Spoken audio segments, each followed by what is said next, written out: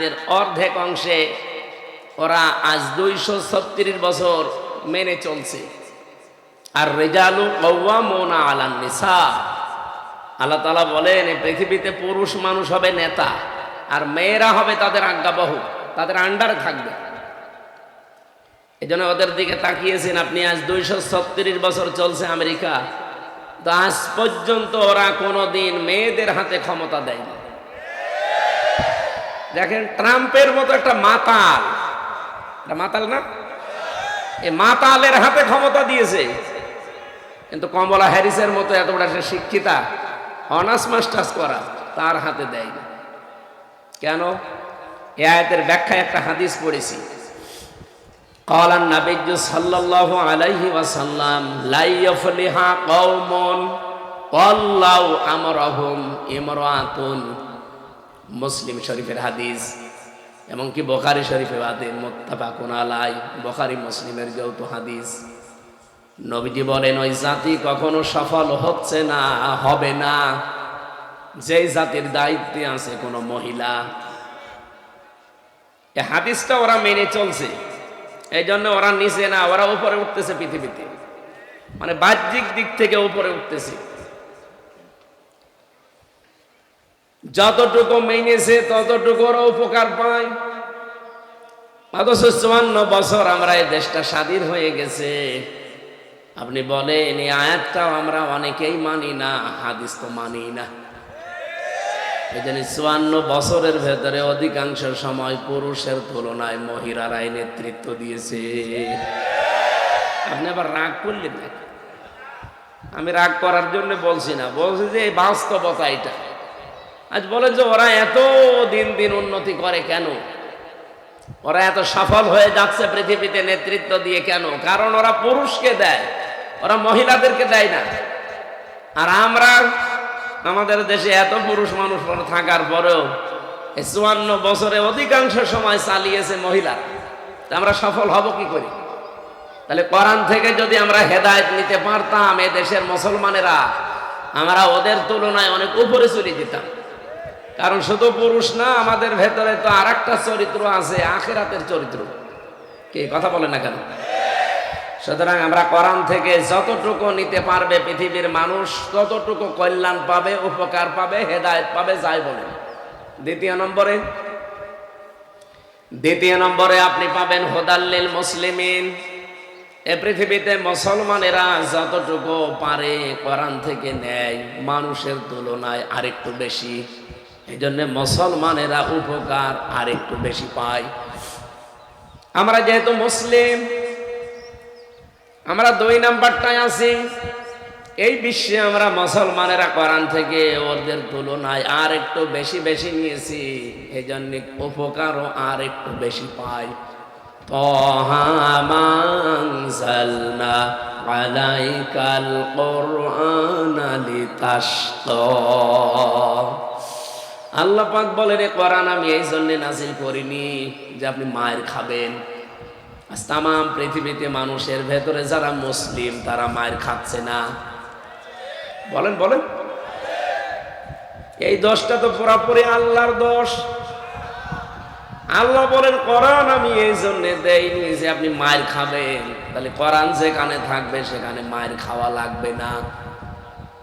মানে তো ঐতিহাসিক প্রেক্ষাপট খেয়াল করেন, নবীজির জীবনের শেষ ভাষণ যেটা ছিল ঐতিহাসিক বিদায় হজের ভাষণ, উনি সর্বনিম্ন সর্বোচ্চ ভাষণ এই দিনই দিয়েছিলেন। এর আগে কথা যারাই বলতেন সর্বোচ্চ 15-20 মিনিট 22 মিনিট। আমি সিরাত ইবনে হিশাম আর রাহিকুল মাখতুম এই 2টা গ্রন্থে দেখেছি নবীজির জীবনে সবচাইতে বেশি বড় বক্তব্য ছিল এই বিদায় হজের ভাষণ, 27 মিনিট। কয় মিনিট? চট্টগ্রামের মুসলমানেরা একটু চিন্তা করেন তো কি বলেছিলেন 27 মিনিটে। আজ 1500 বছর পার হয়ে গেল, এই 27 মিনিট মানুষ কোন কিনারা পাচ্ছে না। কিয়ামত পর্যন্ত মানুষ এই 27 মিনিট নিতেই থাকবে, কোনোদিন এটা শেষ হবে না। এই 27টা মিনিটই যদি মানুষ মেনে চলতে পারে ওর জীবন সাকসেস।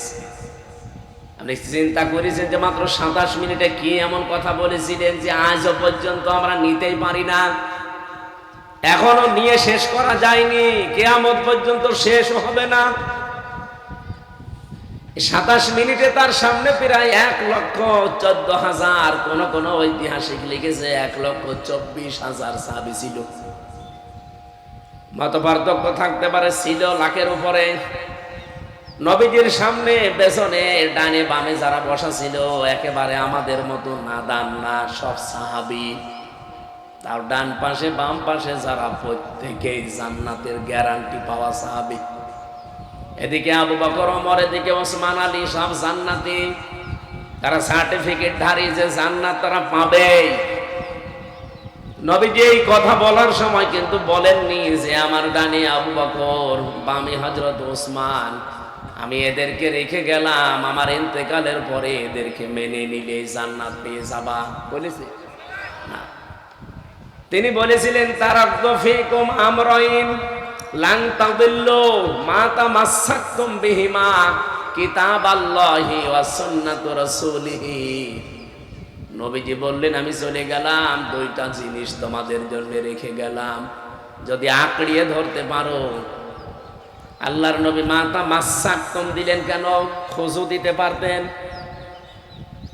তাফসীর মাহফিলে, ওয়াজ মাহফিলে এই কারণে আসা লাগে, কারণ এমন এমন শব্দ কোরআন হাদিসে আছে যেটা আপনার বাপও কোনোদিন শুনে নাই। আপনি ইতিসাম শব্দটা না দিয়ে খুজু দিলেই তো বাংলা অর্থ বেরিয়ে আসে। পৃথিবীর অন্যান্য জাতির লোকেরা তো তাও তো বুঝে ফেলতো যে খুজু মানে ধরো, আঁকড়াও। কেন ইতিসাম দিলেন? মান তামাসসাকতুম, মা তামাসসাকতুম কেন দিলেন? বাংলা অর্থে আমি পেয়েছি এই হাদিসের ব্যাখ্যা পড়তে গিয়ে, আপনাকে যদি কোনো সুতা দেওয়া হয়, এদিকে তাকান, সুতা দিয়েছে যে একটু আপনি কামড় দিয়ে ধরেন, আপনি যদি সামনের এই দাঁত দিয়ে কামড় দেন, টান দিলে হয়তো বেরিয়ে চলে আসতে পারে, কিন্তু মাড়ির দাঁত দিয়ে যদি ধরেন, আমি টান দিলে সুতা ছিঁড়ে যাবে, তাও আপনি টেনে ছিঁড়তে পারবেন না। দাঁত তো দুইটাই, সামনের দুইটাও দাঁত, মাড়ির দাঁতও দাঁত, দুইটার ভেতরে পার্থক্য আছে না নেই? বলেন বলেন। এইটা দিয়ে ধরা মানে শক্ত করে মজবুত করে ধরা। নবীজি এই জন্য খুজুটা দেননি, মা তামাসসাকতুম বিহিমা। যদি এই দুইটাকে, এই যে মাড়ির দাঁত দিয়ে মানুষ যেভাবে ধরে এভাবে আঁকড়িয়ে ধরতে পারো, কি হবে জানো? আমি নবীজি বললাম লাং তাদিল্লু। এমনি তাদিল্লু দিলে তো অর্থ হয়ে যায়, লাং দিলেন কেন? মজারের আগে লান আসলে বাংলা অর্থ দাঁড়ায় জীবনেও হবে না। তাদিল্লু যেহেতু মজারে, এটা বর্তমান, ভবিষ্যৎ, প্রেজেন্ট, ফিউচার, দুইটা শব্দ দিয়ে, কাল দিয়ে এই শব্দটা গঠন করা।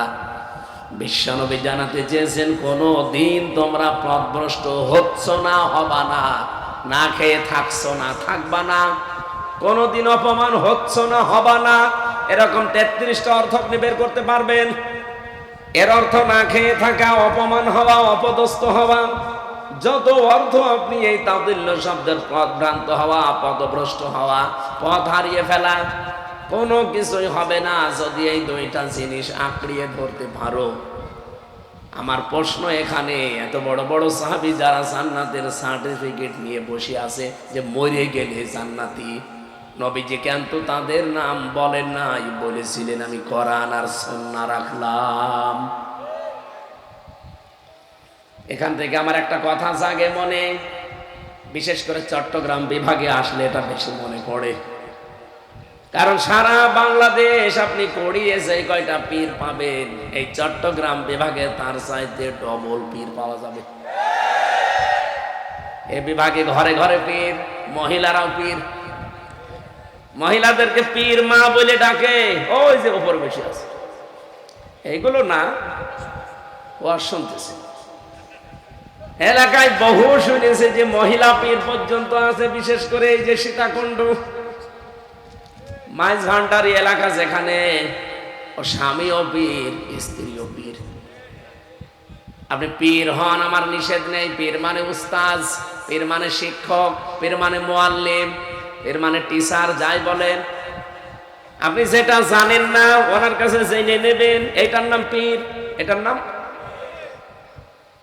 ওরা দলিলও দেয়। পীরের দলিল কি? ফাসআলু আহলায যিকরি ইন কুনতুম লা তা'লামুন। যেটা জানো না, যারা জানে তাদের কাছে জেনে নাও। এখান থেকে কি বুঝলেন আপনি? যেটা জানেন না, যারা জানে তাদের কাছে জেনে নেওয়া, এইটার নাম উস্তাজ, পীর, শিক্ষক, মুআল্লিম, টিচার সব। আপনি পীর হবেন, কোনো নিষেধ আছে? বলেন বলেন। আপনাকে তো আগে জানা লাগবে। মানুষেরা আসবে আপনার কাছে জানতে, আর আপনি এমন পীর, আপনার পেটে বোম মারলে আপনি নিজে সূরা ফাতিহা শুদ্ধ করে পড়তে পারেন না।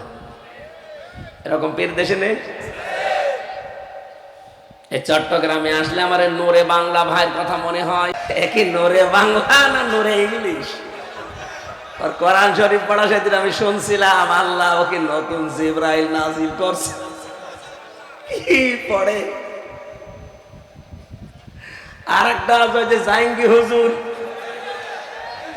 দরবারিয়া জাহাঙ্গীরে খুঁজে বসে আছে। এই চট্টগ্রাম বিভাগের মানুষ এত পাগল কেন বলেন তো? আপনাদের কি কমন সেন্সের কমনও বাদ, সেন্সও শেষ হয়ে গেছে। এই পাগলগুলো এলাকায় থাকে কি করে? ওরা কোন এলাকা? ও, নদীর ওপারে, পটিয়া। এগুলো এরা টিকে থাকে কি করে আপনাদের সামনে? আমার তো জ্ঞানে ধরে না। এই তো পাগলও বসেছে, ওরা পাগলামি করছে। আপনারা বুঝবেন না মানে? ইসলাম এসেছে চট্টগ্রাম দিয়ে, সারা বাংলাদেশের মানুষ আমরা জানি। আর আপনারা যদি এরকম পাগল ছাগলকে আশ্রয় দেন, তা আমরা কি করব? আগামী থেকে আপনারা একটু সাবধান হবেন। প্রকাশ্য শিরিক করে, কবরের কাছে যে বলে কলম পড়ে দিন, এইরকম পাগলামি করলে একটা বদনাম হয়ে যায় চট্টগ্রাম বিভাগে। আল্লাহ এই বিভাগকে যেন শিরিক আর বেদাত থেকে বাঁচান। 50টা বছর কোরআনের পাখি এই চট্টগ্রামে শ্রম দিয়ে গেল শিরিক আর বেদাতের বিরুদ্ধে। বলেন, আমি 3টা বছর আল্লাহর এই ওলির সাথে ছিলাম। আমরা ওলি খুঁজে পাই না, ওলি তো ওইগুলো।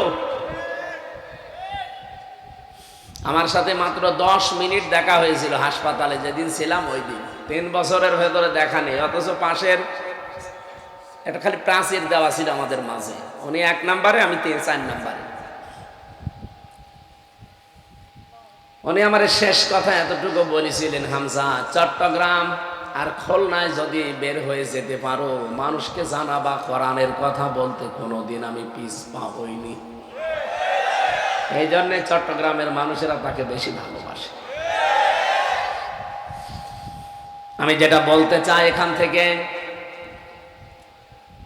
নবীজি যদি বলতেন আজকের এই ময়দানে আমি বিদায় নিয়ে গেলাম শুধু আবু বকর আর ওমর ওসমান, আমার মেয়ে আছে ফাতেমাতুজ জোহরা, নাতি আছে হাসান হোসাইন, এদেরকে রেখে গেলাম, মেনে নিলে জান্নাত পেয়ে যাবা, কোনোদিন দুঃখ কষ্ট পাবা না, বলেন নাই?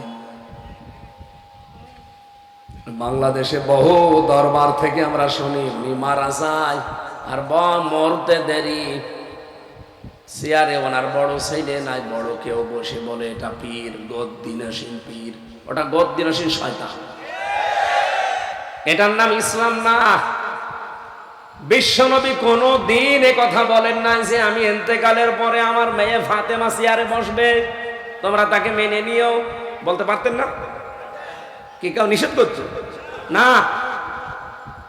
হযরত ওমর যদি বলতেন আমার ইন্তেকালের পর আমার ছেলে আব্দুল্লাহ ওমর ও বসবে এখানে, কেউ নিষেধ করতো না, কারণ যত যোগ্যতা থাকা সব যোগ্যতা হযরত আব্দুল্লাহর ভেতর ছিল। এরপরেও তিনি বলেন না যে আমার ইন্তেকালের পরে আমার সন্তান আব্দুল্লাহ ইবনে ওমর বসবে। তিনি বলেছিলেন আমার ছেলে যেন না বসে, সাহাবীদের ভেতরে যাকে পারো তাকে বসিয়ে নিও, যোগ্যতা সম্পন্ন যারা আছে পরামর্শের ভিত্তিতে তাকে বসাও, কিন্তু আমার ছেলে যেন না বসে, কারণ আমার পরে কথা উঠতে পারে দুনিয়াতে ওমর মরে গেছে, কিন্তু নিজের ছেলেকে চেয়ারে বসিয়ে গেছে। তারা কি ইসলাম মানতো আর আপনি কোন ইসলাম মানেন? এখান থেকে তো কিছু নেওয়া যায় না। সারা জীবন শুনেই গেলাম যে এইটা ইসলামে নেই, তারপরেও দেখি অনেক কিছু এর বাইরে, তাদেরকে আপনি মেনে চলেন। আরে ভাই, আপনি আওয়ামী লীগ, বিএনপি, জাতীয় পার্টি, জামাত জাসদ করেন, আমি নিষেধ করছি না, কিন্তু দেখা লাগবে এটার সাথে ইসলাম আছে কিনা। বিশ্ব নবী কোনদিন যদি এই কথা না বলে যে আমার ইন্তেকালের পর আমার মেয়ে বসবে চেয়ারে, হযরত ওমর যদি না বলে, তাহলে এইরকম নিয়ম নীতির বাইরে যারা দল চালাচ্ছে, ওই দলে কোনো মুসলমানের থাকা ঠিক? বলেন। আপনি মরে যান, আপনার ছেলে চেয়ারম্যান হবে, ওই চেয়ারে বসবে। আপনি মরে যাবেন, আপনার মেয়ে হবে চেয়ারপারসন। কোথায় পেয়েছেন ভণ্ডামি? যে দলের প্রথমে ইসলাম নেই, ওই দলে আমি থাকতে পারি? বলেন। হ্যাঁ, এই দেশে প্রায় ৭৩টার উপরে দল এখন আছে। আপনি রাগ করেন আর খুশি হন, আমি সত্য কথা বলবো, মাত্র একটা দলে আমি পেয়েছি এই নিয়মটা নেই। উনি মরে যাবে, ওনার ছেলে বসবে চেয়ারে, জীবনও না। আপনি দেখান, এই দেশে যতগুলো দল আছে, সে জেনারেল বলেন আর ইসলামী বলেন, প্রত্যেকটাই ওই রাজতন্ত্র কায়েম করা। উনি মরে যায়, ওনার বাবা বসবে, ওনার ছেলে বসবে, ওনার মেয়ে বসবে, মনে হচ্ছে দেখে বাপ দাদা রেস্টি করা। একটা দলের ভেতরে এটা নেই। এই কথা বলেন না কেন? সে যেই হোক।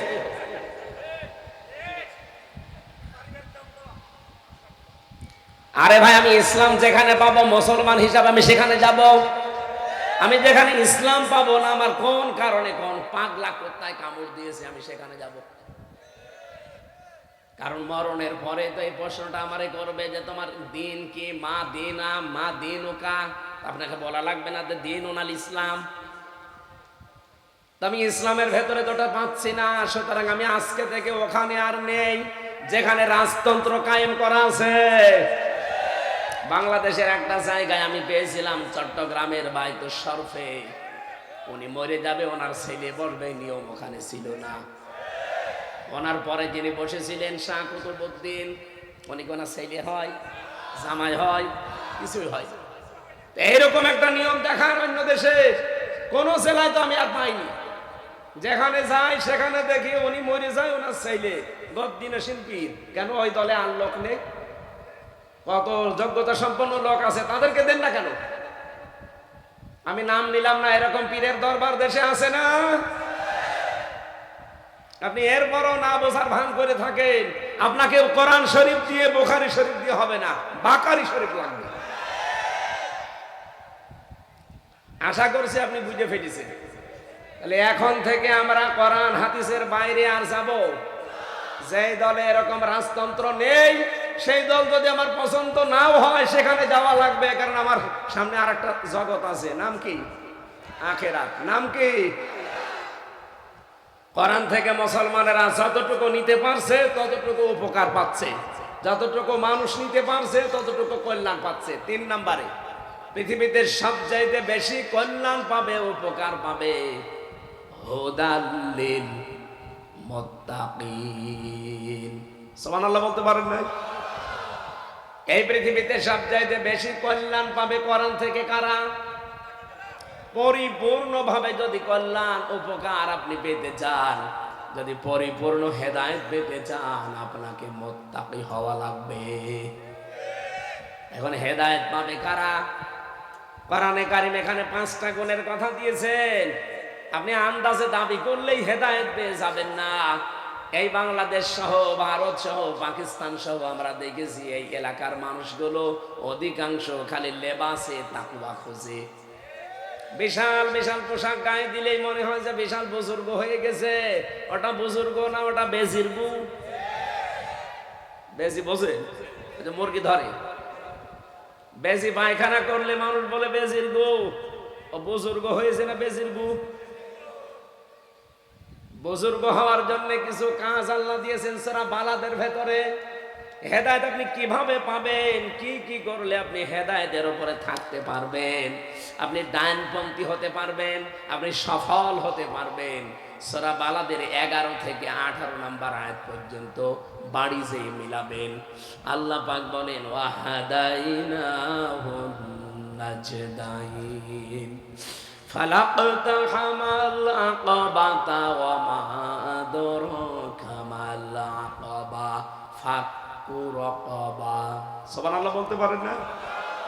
বলবেন কি করে? আপনি তো বোঝেন না যে কি বললাম। আরবিতে বলেছি এই জন্য বোঝেন না, এটা এবার বাংলা বলছি। এখানে হেদায়েতের দুইটা রাস্তার কথা বর্ণনা দিচ্ছেন। গিরিপথের বর্ণনা উদাহরণ দিয়েছেন আল্লাহ। গিরিপথ হে নবী আপনি কি জানেন এই গিরিপথ আকাবা কি? ফাক্কু রাকাবা। তার প্রথম হচ্ছে এই পৃথিবীতে কেউ যদি সফল হতে চায়, হেদায়েত পেতে চায়, জান্নাতে যেতে চায়, তার জীবনে প্রথম কাজ আপনি দেখতে পাবেন সে দাস মুক্ত করার জন্য চেষ্টা চালাচ্ছে। আর আমরা বাংলাদেশে দেখি এদেশে যারা ইসলাম নিয়ে রাজনীতি করে তারাই শুধু মানুষের দাসত্ব থেকে মুক্ত করার জন্য চেষ্টা চালায়। বলেন, অন্য যারা আছে সবাই চায় মানুষের দাসত্ব করুক, আমার গোলাম হয়ে থাক। কিন্তু ইসলামী রাজনীতি যারা করে, বিশেষ করে একামতের দিন যারা কায়েম করতে চায়, আপনি তাদের সব কিছুর টার্গেটই দেখবেন এইটা যে মানুষের দাসত্ব থেকে কি করে মুক্ত করে মানুষ আল্লাহর দাসত্ব করে। আপনি সফল হতে চাইলে এটা করা লাগবে। এখন যদি বলেন না হুজুর এটা তো জামাত ইসলামের দিকে যায়, তা আমি করবো কি? আমি কি কোরআন থেকে আয়াত বাদ দিতে পারি? আমাকে অ্যাডভার্টাইজ করার জন্য আপনারা নিয়ে এসেছেন, আমি অ্যাডভার্টাইজ কোরআন দিয়ে করছি। এখন যেদিকে যাই আমার কিছু করার নেই। এটা যদি আওয়ামী লীগের যদি যেত, আমি আওয়ামী লীগের নাম বলতাম। যেহেতু যাচ্ছে না, তারা আরো মানুষকে দাস করে রেখেছিল। আর দাস থেকে মুক্ত করে যারা আল্লাহর গোলাম বানাতে চায় তাদের দিকে দুই আয়াত যাবে। 2 নাম্বারটা বলি, আপনাদের সাড়া নেই, তার মানে আপনারা শুনতে চাচ্ছেন। 2 নাম্বারটা বলি, ফাক্কু রাকাবা আল্লাহ শেষ করে দেননি। আও ইউতামুন ফি ইয়াউমিন যী মাসগাবা। রব্বুল আলামিন বলেন 2 নম্বরে, আও ইউতামুন ফি ইয়াউমিন যী মাসগাবা। এই দুনিয়ায় যারা অভাবী মানুষদের অভাব অনটন এগুলো দূর করার জন্য যারা এগিয়ে যায়, দুর্ভিক্ষে যখন মানুষ পড়ে, যখন বন্যা কবলিত হয়ে পড়ে, ওই জায়গায় যারা সব চাইতে আগিয়ে যায়, এই মানুষগুলোর সামনে আমি আল্লাহ বললাম সফল হবে। আপনি আগস্টের 5 তারিখের পরে বন্যা দেখেছিলেন, দেখেননি? আপনি বলেন তো এই দেশে 18 কোটি মানুষের কতগুলো সংগঠন, কোন সংগঠন মানুষের দুয়ারে দুয়ারে এগিয়ে গেছে? আমি দেখতে পাই যাদের নাম, তাদের নাম বলবো না, আপনার নাম বলবো। তারা নিজেরা চলতে পারে না, কিন্তু টাকা কালেকশন করে কোথায় চলে গেছে? সাতক্ষীরায়, কোথায় কুড়িগ্রাম, নোয়াখালী, ফেনী এই লাইনে এসেছিল। কত কঠিন অবস্থা তারা পার করে, অথচ নিজের বাড়িতে চুলায় আগুন চলে না। আমি তো আমিরে জামাত ডাক্তার শফিকুর রহমানকে দেখেছি, তার বাড়ি কোথায়? মৌলভীবাজার, সিলেট। সেখান থেকে চলে এসেছে ফেনী, সেখান থেকে নোয়াখালী, এই হাতিয়ার ময়দানে এসে এই কোমর পর্যন্ত পানিতে নেমে নেমে মানুষের বাড়ি খাবার পৌঁছিয়ে দিয়েছে। এইটার সাথে যাদের জীবন মেলে তাদের নাম বললে যদি আপনার রাগ হয়, তা আপনি নিজের জীবন মিলান না কেন? আপনারে তো পাওয়া যায় না কোনোদিন। আমি তো ঠিক সে এসি রুমে বসে আছেন। 3 নাম্বারটা বললে সমস্যা। দুর্ভিক্ষের সময় যারা মানুষের কাছে এগিয়ে যায় এরা সফল হবে। ঘোষণা কার? আল্লাহ পাকের পরে বলেন ইয়াতীমান দা মাকরাবা, যারা নিকট আত্মীয়র ভেতরে এতিম অসহায় আছে, হে নবী আপনি দেখবেন তারা তাদের সাহায্যে এগিয়ে যায়। কত মানুষ এখানে বসে আছে, নিজের বোন গরিব মানুষ, পরিচয় দিতে চায় না, আর ধর্ম আত্মীয় বানিয়েছে সেই চট্টগ্রামে, এখান থেকে মাসে 3 বার করে যায়। এরকম মানুষ দেশে নেই? আপনি জীবনেও সফল হতে পারবেন না, হেদায়েত তো দূরের কথা, আর জান্নাত তো কপালে আপনার নেই। আপনি যদি সফল হতে চান, হেদায়েত যেতে চান, জান্নাতে যেতে চান, নিজের আত্মীয় স্বজনের ভেতরে যদি এতিম অসহায় কেউ থাকে, অবশ্যই এই যে মাকরাবা, নিকট আত্মীয় যারা আছে, এই মানুষগুলোর অভাব অনটন দূর করার জন্য আপনি খোঁজ খবর নেবেন, সাধ্য মতো সেখানে দেবেন। কিন্তু পরিচয় আপনি দিতে চান না, আপনি সফল হতে চান। 4 নাম্বারটায় আছে আও মিসকিনান যা মাতরবা। তুরব থেকে এসেছে মাতরবা, যারা ধনী মলিন অসহায়, এমনকি যারা দুনিয়াতে কাজ করতে করতে নিজের চেহারার ভেতরে সাফ তৈরি করে ফেলেছে, এই মানুষগুলোর কাছে যারা এগিয়ে যায়। আরে ভাই, কোরআন আমি হাতে নিয়ে বলছি, নিজে আমি ডাক্তার শফিকুর রহমানকে দেখেছি, এই লোকটা মসি মেতর এদের সাথে যোগ মিলাচ্ছে। মেতর আশ্চর্য হয়ে গেছে, বলছে কি হুজুর, ওরা তো আর চেনে না যে আমিরে জামাত। কি হুজুর, আপনি আমার মতো মানুষের সাথে বুক মিলাতে চান? আমি তো নিজেকে মানুষই মনে করি না, আমি মেতর, পায়খানা পরিষ্কার করে বেড়াই, আমি রাস্তা ঝাড়ু দেই, আমরা তো নিজেরা মানুষকে মানুষই মনে করি না, আর আপনি আমার মতো মানুষ, এত সুন্দর পোশাক পরে, এত সুন্দর চেহারা নিয়ে আপনি আমার সাথে বুক মিলাতে চান? ওই দিন বলেছিলেন উনি যে আপনারা শুধু মানুষ না, আপনার শ্রেষ্ঠ মানুষ। কারণ নবীজির হাদিস আল কাসিব হাবিবুল্লাহ, যারা কাজ করে খায় এরা আল্লাহর বন্ধু। কত মানুষ এই দেশে আল্লাহর বন্ধু হয়েছে, কোনো কাজ নেই, শুধু টাকা মারা ছাড়া। তার ভেতরে এই যে দরবেশ একজন, কি কাজ করতো আপনি বলেন তো? শুধু বসে থাকা ছাড়া কোনো কাজ আছে? এই জন্যই তো ৩৬,০০০ কোটি টাকা চুরি করেছিল। ওই শয়তান এখন থাকে মাটির ফলরে। আর দেখেছেন মাথার চুল থেকে একেবারে পা পর্যন্ত, স্যান্ডেল পর্যন্ত সাদা, আর ভেতরে পোড়াটা কালো। আমি যেই কন্ডেম সেলে থাকতাম, আমার একটা পাতলা কম্বল দিয়েছিল, আর ও শুনলাম যে থাকে ফ্লোরে।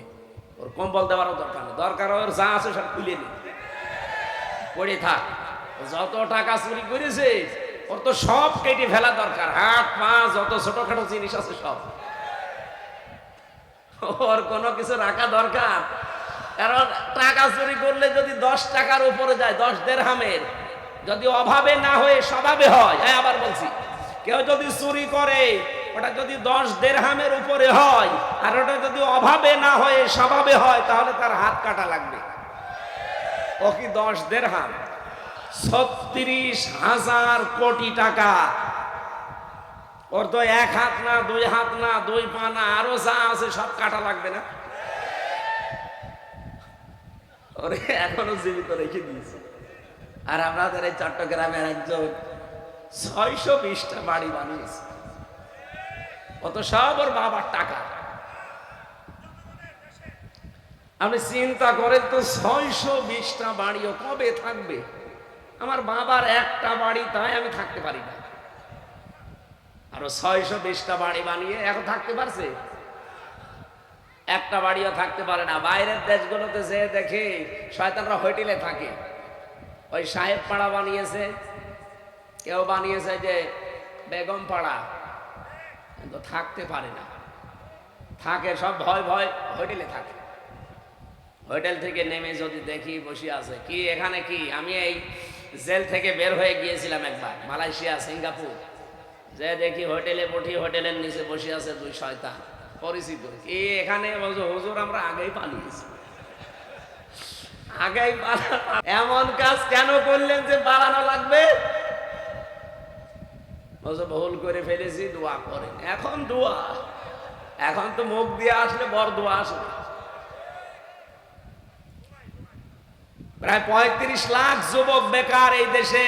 ওরা যা টাকা পাচার করেছে এই 15.5 বছরে, টাকাগুলো যদি দেশে থাকতো, কর্মজীবন যদি তৈরি করে দিতে পারতো, একটা মানুষও বাইরের দেশে যে রুটি বানাইতো না, পায়খানা সাফ করতো না, রাস্তা ঝাড়ু দিত না।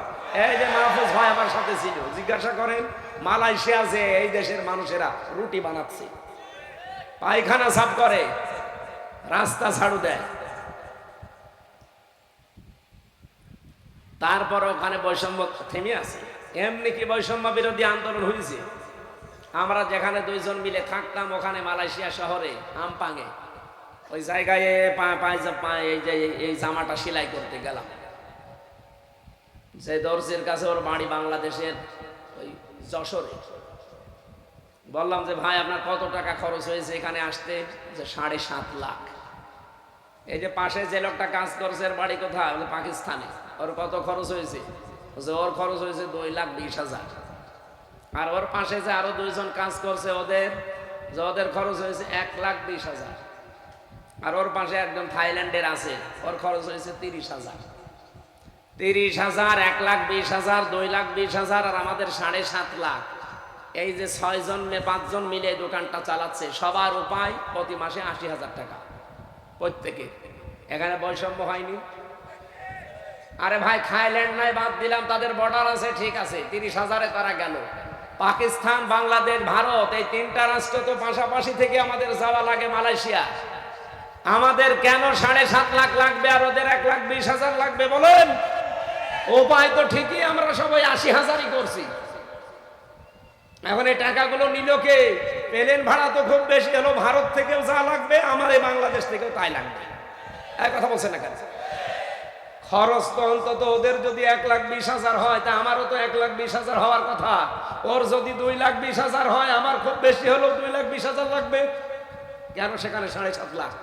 এই টাকাগুলো সব এই দরবেশ, সালমান এফ রহমান আর হাসিনার ছোট বোন রেহেনা আর একজন মন্ত্রীর নাম বললো, এই 3 জন সিন্ডিকেট করে খায়। যেখানে খুব বেশি হলো 1,20,000-এ খরচ শেষ, সেখানে 7.5 লাখ। আরে ভাই 7.5 লাখ খরচ করে যদি ওদের চাইতে অন্তত 7 ডবল টাকা বেশি উপায় করতাম তাও তো বুঝ দিতে পারতাম। সবার উপায় 80,000, খরচ আমার 7 ডবল বেশি। এই কাজগুলো যারা করলেন আপনাদেরকে আল্লাহ শান্তিতে রেখেছে? কি করলেন আপনি? এখন নিজের বাড়িতেও থাকতে পারেন না, ওই বাড়ি বানিয়েছিলেন যা বাইরে ওগুলোও থাকতে পারেন না, মাঝখান থেকে আমাদের বিপদে ফেলে দিয়ে গেলেন।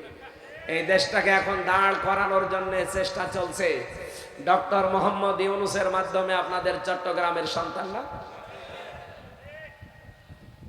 ওনার দ্বারা কি হবে না হবে আমি জানি না, কিন্তু দোয়া করি লোকটা যেন আরো কিছুদিন থাকে।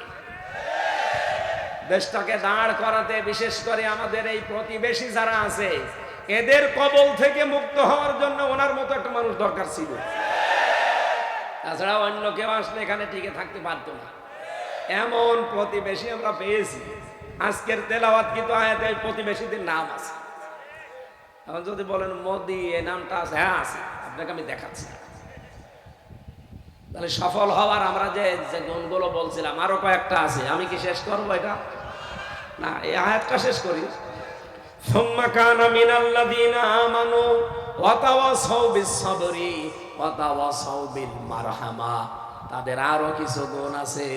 এই মানুষগুলো ইমানদার হবে এবং সবরের ধৈর্যের দ্বারা একে অন্যকে উপদেশ দেবে। নিজেদের ভেতরে রহম দিল হবে, রহমের দয়াময় হওয়ার জন্য তারা পারস্পরিক একে অন্যকে উদ্বুদ্ধ করবে বা উপদেশ দেবে। আমরা এই 5টা গুণ যাদের ভেতরে বাংলাদেশে পাবো তাদের সাথে থাকবো, কারণ আল্লাহর নির্দেশ, তারা সফল কাম, তারা হেদায়েত প্রাপ্ত। কোরআন থেকে এই হেদায়েত গুলো যারা নিতে পারে, আল্লাহ যে 3টা ধারাবাহিক দিলেন, 3টা বিষয়, 1 নম্বরে হুদাল লিন-নাস, 2 নম্বরে হুদাল লিল মুসলিমিন, এটা সূরা নাহালের ভেতরে পাবেন, 90-89 নম্বর আয়াতে আছে শেষের দিকে। 3 নম্বরে সূরা বাকারার 2য় আয়াতে হুদাল লিল মুত্তাকিন। সেই কোরআন যেহেতু সবার জন্য হেদায়েতের বাণী নিয়ে এসেছে, মানুষ হিসাবে, মুসলিম হিসাবে, মুত্তাকি হিসাবে আমরা কে কতটুকু কোন পর্যায়ে যাব সেটার উপরে নির্ভর করছে কোরআন থেকে উপকার পাওয়া না পাওয়া। আল্লাহ আমাদের পুরা মুত্তাকি হয়ে আজকের যে তেলাওয়াতকৃত আয়াত আছে এখান থেকে কিছু নিয়ে যাওয়ার তৌফিক দেন, বলেন আমিন। সূরা মায়েদা 82 নম্বর আয়াত আমরা পড়েছি।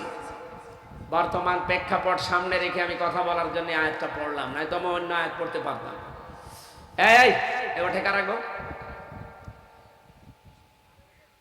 এখানে মাগরিবের আজান হবে, নামাজ পড়ে তারপর বাড়ি যাবেন। বসেন, এমনি ভালো লাগছে না এই মনে করে যদি চলে যান, আপনার ইমানের সমস্যা আছে। কারণ আমি কি আমার বাবার কথা বলছি না আল্লাহর কথা বলেন? হ্যাঁ, কোনো প্রয়োজন যদি থাকে, পোশাক পায়খানা আর বিড়ি খেতে চান তাহলে চান না, যাক বিড়ি খেয়ে আবার চলে আসবেন। আল্লাহ রাব্বুল আলামিন বলেন, লা তাজিদান্না শাদ্দান্নাসি আদাওয়াতাল লিল্লাযিনা আমানুল ইয়াহুদা ওয়াল্লাযিনা আশরাকু। লা তাজিদান্না, লামে তাকিদ নুনে সাকিলা। আল্লাহ পাক গ্যারান্টি দিয়েছেন দুইবার এখানে, অবশ্যই অবশ্যই হে নবী, তামাম পৃথিবীতে যত মানুষ আছে এই মানুষগুলোর ভেতরে ইমানদার যারা, তাদের জন্য জঘন্যতম শত্রু হিসাবে দুইটা জাতি কাজ করছে, করে যাবে। কারা? এক নম্বরে ইহুদি যারা তারা, দুই নম্বরে যারা মুশরিক তারা।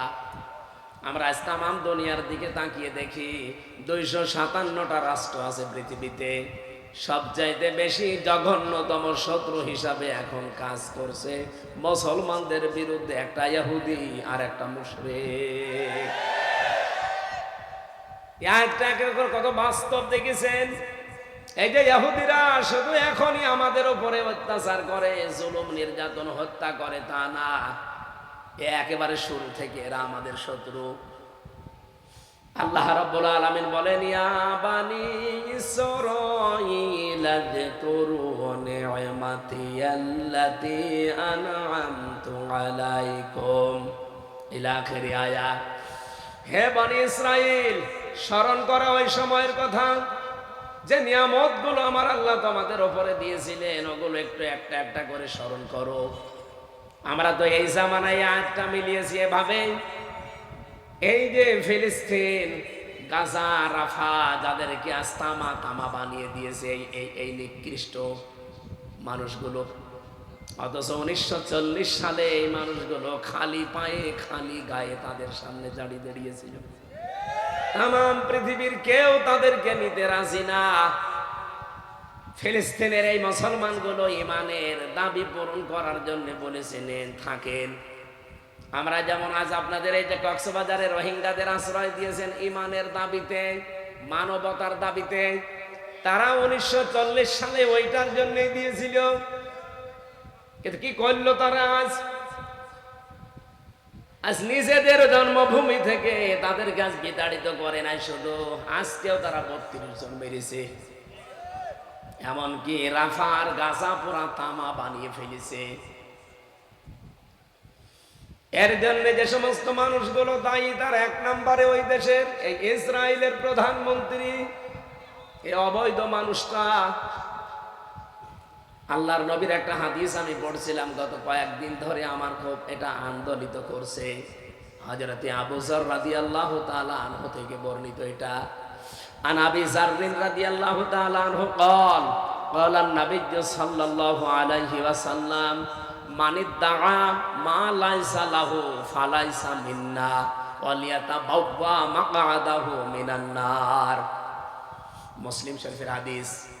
নবীজি বলেন, কোন জিনিস যদি তোমার আয়ত্তে নেই, সেটার মালিকও তুমি না। ওটা যদি জোর জবরদস্তি করে নিজের দখলে নিয়ে নাও, দুইটা শাস্তি তুমি নিজের উপরে আপতিত করে নিলে। এক নম্বরে ফালাইসা মিন্না, ওই মুহূর্ত থেকে তুমি আমার উম্মত যদি থাকতে এর আগে আমার উম্মত থেকে বের হয়ে গেলে। দুই নম্বরে ওয়াল মাকাদাহু মিনান নার, তোমার স্থান তুমি নিজে জাহান্নামে করে নিলে। এই হাদিসের ভেতরে আমরা দুইটা শব্দ পেলাম, ফালাইসা মিন্না আল ওয়ালিয়াতাবাওয়া মাকাদাহু মিনান নার। একটা যদি ইহুদির ক্ষেত্রে খাটে, খ্রিস্টানদের ক্ষেত্রে খাটে, মুশরিকদের জন্য খাটে, কারণ তারা জোর জবরদস্তি করছে। কি কথা বললেন না কেন? ইহুদিরা জোর জবরদস্তি করে দখল করে নিচ্ছে, ওরা তো জাহান্নামে যাবেই, মাস্ট বি যাবে। এই হাদিস কি মিথ্যা হতে পারে? আমাদের এই যে পাশের যে দাদা বাবুরা, আমাদের পূর্বপুরুষদের দিয়ে যাওয়া কত সম্পদ দ্বারা মুসলিম বিভিন্ন জায়গায় দান করে গেছে। আর এই শয়তান, এই মুশরিকরা, এখন এই উগ্রপন্থী হিন্দুরা এখন তারা নতুন আইন তৈরি করে মুসলমানদের সেই সম্পদগুলো ওয়াকফ আইন তৈরি করে সব নিজেদের দখলে নিয়ে নিচ্ছে। তার মানে এই মুশরিকরা ইহুদিরা এরা জাহান্নামের অধিবাসী, এতে কোনো সন্দেহ। শুধু এরাই। এবার প্রথম অংশটা দেখবেন না, ফালাইসা মিন্না। ফালাইসা মিন্না মানে আজান হচ্ছে, এখন আজান হবে কেন? আমি 35-এ আজান, আমাদের ওইদিকে হলো চুয়াডাঙ্গা জেলায় 35। ওরে আল্লাহ রে, আমি তো আজান 35-এ মনে করে আগাচ্ছিলাম। আপনি একটু আগে টাচ দেবেন না যে আজান 15-ই না, এখন আর এই জন্য মানুষ উঠতেছে। আমি মনে করছি এখনো 20 মিনিট আছে, ওঠে কেন? এখন আর হবে না ভাই, আমি 35-এ মনে করছিলাম, তা আসলে শেষ করতে পারতাম। আল্লাহুম্মা আমিন। রব্বির হামহুমা কামা রব্বায়ানি সাগীরা। আল্লাহ যে আয়োজনের আঞ্জাম দিয়েছে এটা কবুল করে নাও। আগামীতে অনুষ্ঠানটা বিশাল আকারে তুমি মঞ্জুর করো আল্লাহ। আমার সময়টা দ্রুত চলে গেছে, আমি শেষ করতে পারলাম না। যতটুকু বলেছি আল্লাহ কবুল করে নাও। আলহামদুলিল্লাহি রাব্বিল আলামিন।